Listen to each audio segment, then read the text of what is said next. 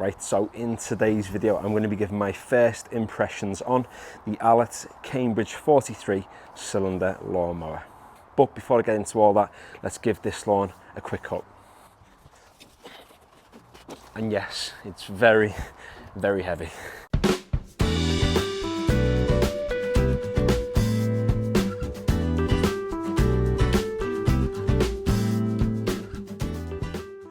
Now you can tell there's not really a lot coming off this lawn. You can see there's only little tiny pieces coming off, and the reason being is because I actually got on yesterday and give this lawn a cut. I'm only cutting it again just for the sake of doing this first impressions video, and it moves me on to the first thing I almost want to mention about this lawnmower. Obviously the lawns that I'm working with are fairly small. For this space, it's not an issue whatsoever. You can see able to turn it fairly easily, and then once I engage the actual rear roller at the back, fairly straightforward. So yeah, not too bad at all.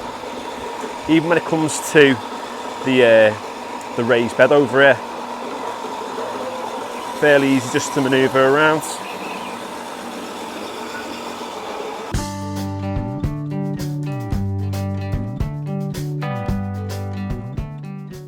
Now in terms of why anyone would want to pick up a cylinder mower for themselves, the main reason is this in front of you now.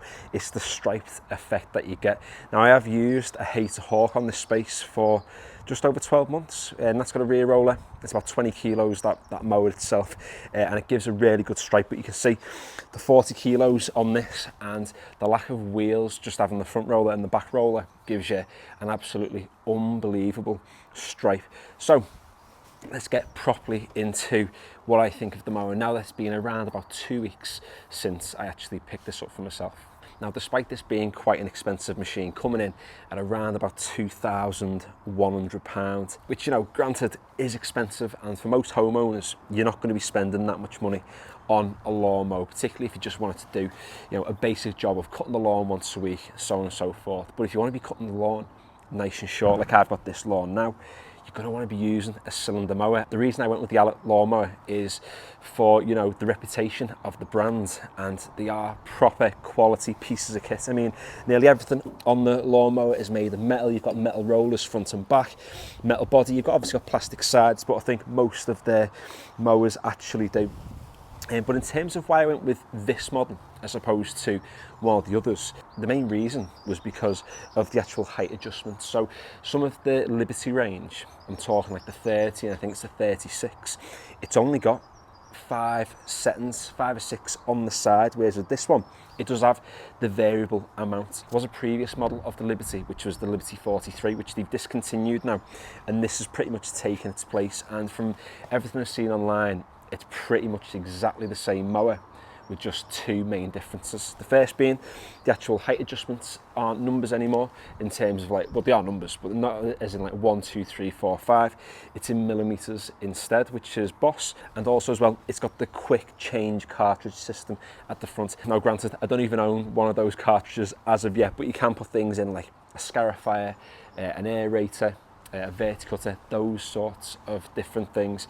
I mean, after spending the best part of £2 on this lawnmower, I didn't really fancy stretching out any further to buy a £400 or £500 cartridge, but it is something that I'm going to have to invest in later down the line. And another difference it has compared to the Liberty as well is the fact that it comes with their new mesh grass box. Now, I was sceptical a little bit at first. I thought there are tiny holes and it is taking really minuscule clippings off the lawn, but I've not really noticed any sort of fly out of there, to be honest. I did get in touch with a local lawnmower seller, and they did have a decent price on the Liberty 43. Obviously, with that being discontinued now, they're selling at a bit of a discounted rate, and that comes with the plastic grass box. But I just think the aesthetic of this one looks pretty cool, and also as well, it's new. I like the millimeters on the side, and you know, sometimes it's nice just to have the newest thing, I guess. You don't always have to, but yeah, I quite like it. Now, in terms of the speed, you can see there's a little dial on this side, so you go from the slow speed up to the fastest. So 6 different settings you can set it at. I have been cutting it between sort of the 3rd and the 4th. I've been alternating between the 2. 1 quite literally is a snail, and 6 is quite literally the hair fella there knocking about. It's a little bit too quick for this garden. I did think I'd end up having to cut at one of these smaller settings or slower settings just for the size of my lawn, but you know, cutting on 3 on the top tier in particular, hasn't been too bad. In terms of how dramatic those differences are, I'll go up and down the lawn a few times just to show you the different speeds. So I'll start on speed 1, 2, 3, 4, 5, and finally 6. So you see, this is speed 1, really slow moving across the lawn. You can just disengage the actual roller when you change direction, and then setting 2.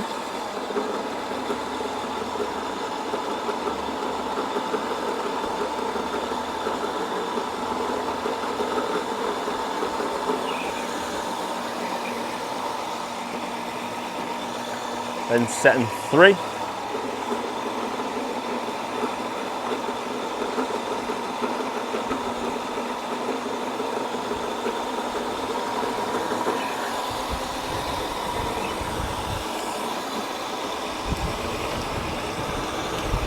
Then setting 4.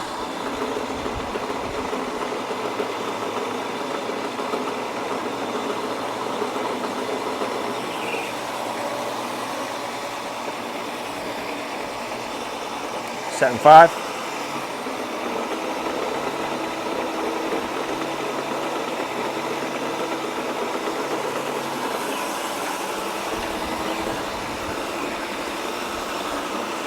Finally setting 6.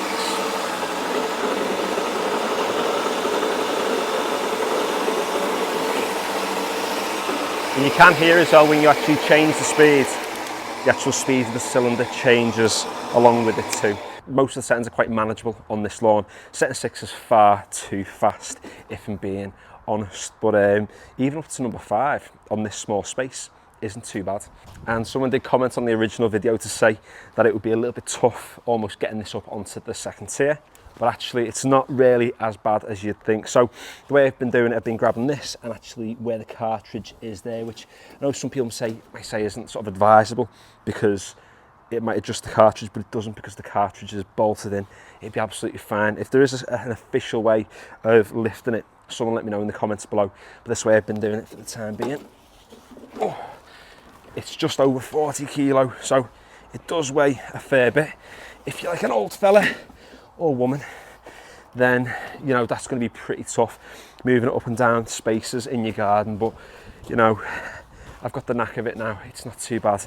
But if I had a bad back, I'd be getting on this with a lighter rotary mower or a push mower instead. And again, a 43 centimetre width lawnmower isn't really ideal for a space this size, but it does a fair job, to be honest. And you'll see now as I go around the garden, it's not too bad manoeuvring it, even in such a small space like this.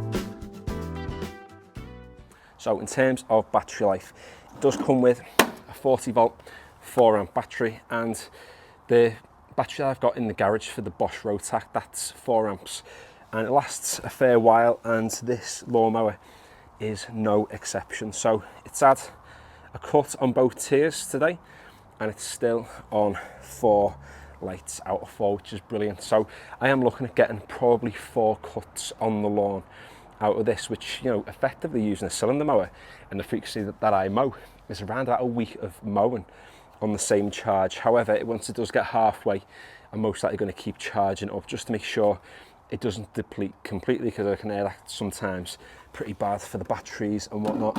It does have one of those safe keys on it, so that, you know, if you're like a little kid's knocking about, they're not going to chop the hand off, but they do good figuring out what the dealio is, how you turn it on anyway.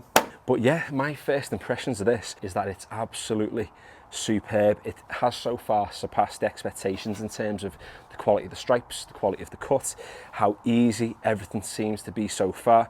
When it did get this out the box, it wasn't completely perfectly set, that cylinder blade, so I had to mess around with the adjustments, but there are 2 screws on either side which you can use just to slightly adjust the height of the actual cylinder in relation to the blade at the bottom. But after fiddling about, I got it absolutely perfect, and it's been brilliant ever since. Now, something that was interesting, and if anyone from Allett does watch this video, I'd be interested to know, but on either side here, so where this is and this is here, there was a piece of plastic which, when I actually unboxed it originally, one of the pieces of plastic on this side fell out and snapped in half. And when I looked at it, it was just like a 3D printed piece. So I thought, oh, maybe that was, you know, not meant to come off, maybe it was meant to stay together. So I wedged it back in, and the first time that I folded it down, that fell out again, but then this one fell out and snapped in half too. If anyone knows, or if anyone from Allett sees this, let me know, because I have the pieces still in the garage. But yeah, I don't know if it's meant to be there. If it is, then please send me more, because both of them broke, not by my own sort of like use or anything. It was just the nature of the beast. Something about storage as well is boss. When you put it into the garage, it's really easy to store. All you've got to do is flick the handle here, fold it over, grass box can sit on top, boosh, dead easy, as simple as that. Now, when I had my first 2 lawnmowers, they were an absolute nightmare to fold up, so I used to leave them like stood up in the garage, which, you know, granted takes up a lot of space. The only lawnmower I've had before this that was brilliant at storage was the Hater, because it's got a really great mechanism on it where you can fold it up. It has a really slim profile, it takes up next to no space in the garage. And a lawnmower like this, obviously it's not as deep as a rotary mower, but the fact that it's got that one handle there we flick and fold it over, I mean, can you get any easier than that? That footprint there in your garage is much smaller.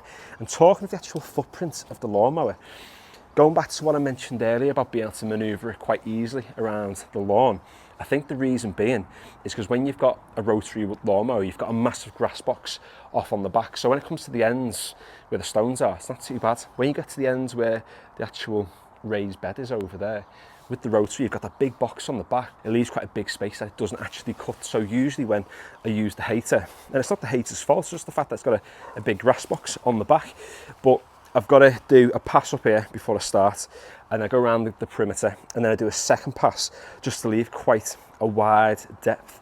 Whereas with the Allett, I only need to do one pass up the top, because when I turn it round, with the grass box being on the front rather than the back, it means that it can more easily sort of twist and turn when there's things like that in the way. And talking about twisting and turning, what I think is really cool is on the back, you can see that it's got a rear roller with a split differential. So it's a metal roller, which is Boss, really heavy, given Boss stripes, but also as well, you might be able to see on camera now, when I twist it, one roller, well, one half of the roller spins one way, this spins another, and that's meant to effectively reduce how much of the grass you actually churn up when you turn it, which, you know, I think definitely on a smaller space like this, where I'm doing quite a lot of turns in such a small space, is absolutely beneficial. Now, there are loads of other features, well, when I say loads, there's a few others, such as there's a grass comb at the front, so it's almost like a little rake, which you meant to, as you're cutting, it's meant to rake across the grass and actually line everything up. As far as I'm aware, it's set on the highest setting straight out the factory, and I don't really think it's doing a whole lot to the grass at the moment. I can't really tell, there's no grass on there. Maybe it's feeling it there, it feels in line or in level with the bottom blades. I'm not sure how much it's actually doing, but you can drop the height of that slightly and it'll help comb the grass, giving you again a much more defined stripe when you're cutting the lawn. But I've not really noticed much of that yet. I have already mentioned the height adjustments, but you can see that when you turn this, the actual front roller starts to obviously raise up the height of cut. It's got a maximum height of around about 30 millimeters or so. You can take it down to around about 6 millimeters. And what I think is quite good is you've got to turn it quite a lot to actually get the required millimeters that you need. It's not spinning too fast, which means you can get a really precise height of cut on the lawn. I mean, I know the Sterling models, they have like a thing here where it's got like a millimeter gauge almost, so you can tune it in quite well. You see with this one, we've obviously got 20 there, there's 25, and you've got 15. You've always got to gauge how much is going to be between those two numbers. I mean, it's not the worst thing in the world, obviously.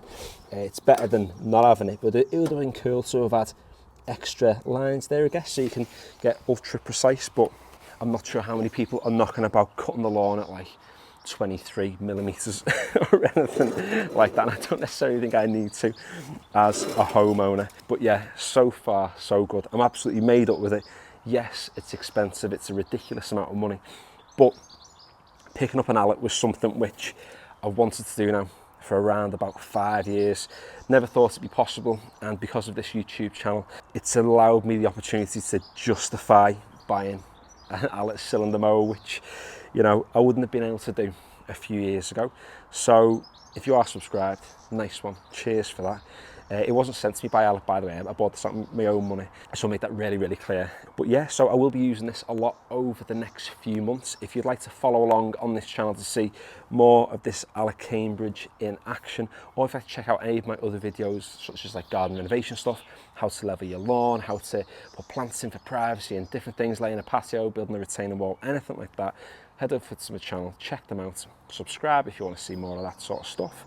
And finally, thanks for watching.